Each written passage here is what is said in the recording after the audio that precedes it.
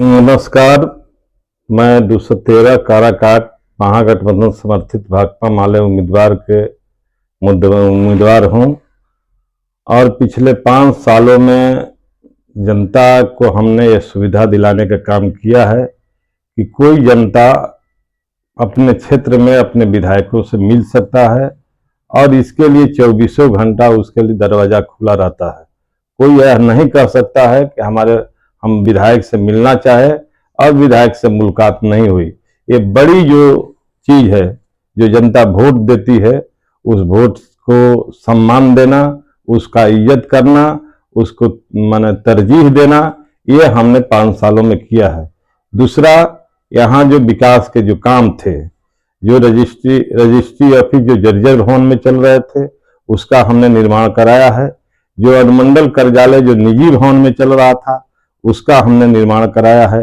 Railway over bridge को हमने 2 सालों से संघर्ष करते हुए उसकी स्वीकृति दिलाई है और 2025 में इसकी स्वीकृति मिल चुकी है। अब उस पर निर्माण का काम होना है।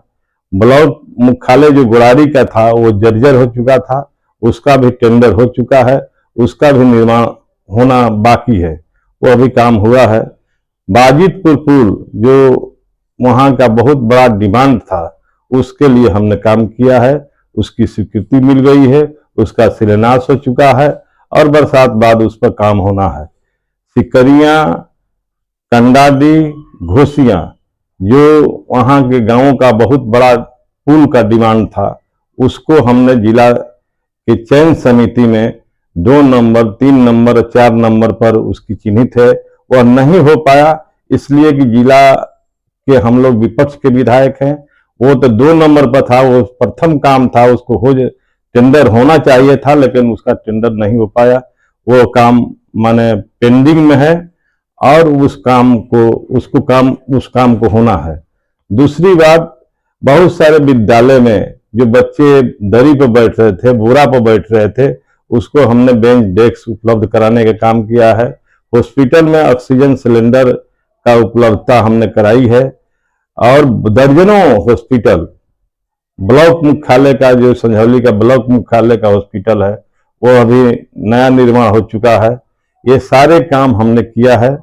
और दूसरी बात कि करीब 250 सड़कों का हमने जीर्णोद्धार कराया है। दर्जनों ऐसे सड़कें हैं जो सड़क का नया निर्माण हुआ है और बहुत सारे दर्जनों, 2 दर्जन के करीब नए सड़क का डीपीआर तैयार हो चुका है, स्वीकृति मिल चुकी है, उसका टेंडर होना बाकी है, वो टेंडर होना प्रक्रियाधीन है। ये सारे काम हमने किया है। और दूसरी बात कि हमने जनता के हर वो संघर्ष, चाहे वो स्नेहा कुशवाहा के मर्डर का सवाल हो, बेलवैया में गरीबों पर दमन का सवाल हो, पावरा में गरीबों के घर उजाड़ने का सवाल हो, तमाम सवाल को हमने मजबूती से उनके पक्ष में खड़ा होकर उसको रोकने का काम, उसको न्याय दिलाने का काम हमने करने का काम किया है। हम काराकाट के महान जनता से, मतदाता बंधुओं से अपील करना चाहते हैं कि 20 बरस से जो नीतीश कुमार की सरकार चल रही है, यह सरकार पूरी तरह से सरकार को बदलना है। यह सरकार ने अपने जांच रिपोर्ट में यह साबित किया है कि बिहार की गरीबी का जो भयावह स्थिति है कि 34% लोग 6,000 से कम आय पर जीवन बसर कर रहे हैं। तो इनको ये स्थिति बताती है कि ये कितना भयावह स्थिति है। क्योंकि आदमी को, एक परिवार को खाने में 300 रुपया कम से कम खर्च होगा। 300 रुपया अगर नहीं रहेगा तो वो खा नहीं पाएगा।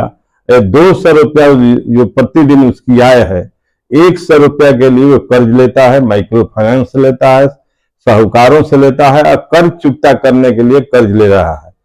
और इसके लिए जो स्थिति है कि बहुत सारे परिवार इस इलाके से पलायन कर चुके हैं, बहुत सारे लोग अपने आत्महत्या कर चुके हैं ये कर्ज के दबाव में। तो ये सरकार पूरी तरह से, दूसरी तरफ नौजवानों को रोजगार से मुहर रहती है। शिक्षा महंगी हो रही है।